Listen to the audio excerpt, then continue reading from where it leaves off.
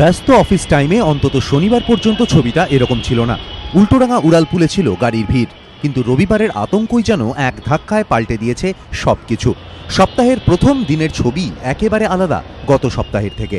মাধ্যমিকের কথা ভেবে উড়ালপুলের অন্য একটি লেন খুলে দেওয়া হয়েছে, কিন্তু আতঙ্কগ্রস্ত শহরবাসী সে পথ মারাতে নারাজ।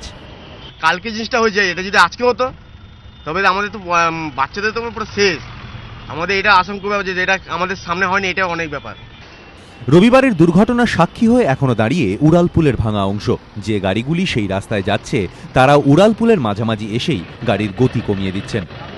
প্রচুর গাড়ি আসছে, যারা নিজেরাই এই জায়গাটায় এসে আসতে হয়ে যাচ্ছে এবং তারা দেখে নিচ্ছে সেই অভিশপ্ত ব্রিজটিকে। যানজট কমানোর জন্য আজকে সকাল থেকে এই ব্রিজের একটি অংশকে খুলে দেওয়া হয়েছে, কিন্তু তা সত্ত্বেও যারা এই ব্রিজটি ব্যবহার করছেন তাদের মনে কিন্তু সেই একটাই ছবি, আতঙ্কের ছবি। এবং তারা বারবার বলছেন যে এমন কাজের দিনে নিয়মিতই তারা যাওয়া আসা করেন, এমন কাজের দিনে হলে কি অবস্থা হতো এখন সেটাই একমাত্র প্রশ্ন।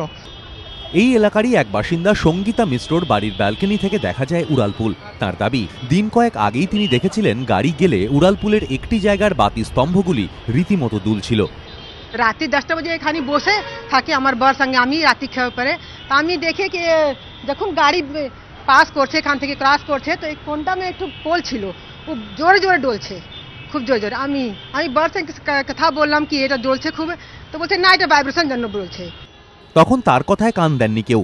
আর সোমবার সঙ্গীতার দাবি, রবিবার ভোরে হুড়মুড়িয়ে ভেঙে পড়েছে উড়ালপুলের সেই অংশটাই।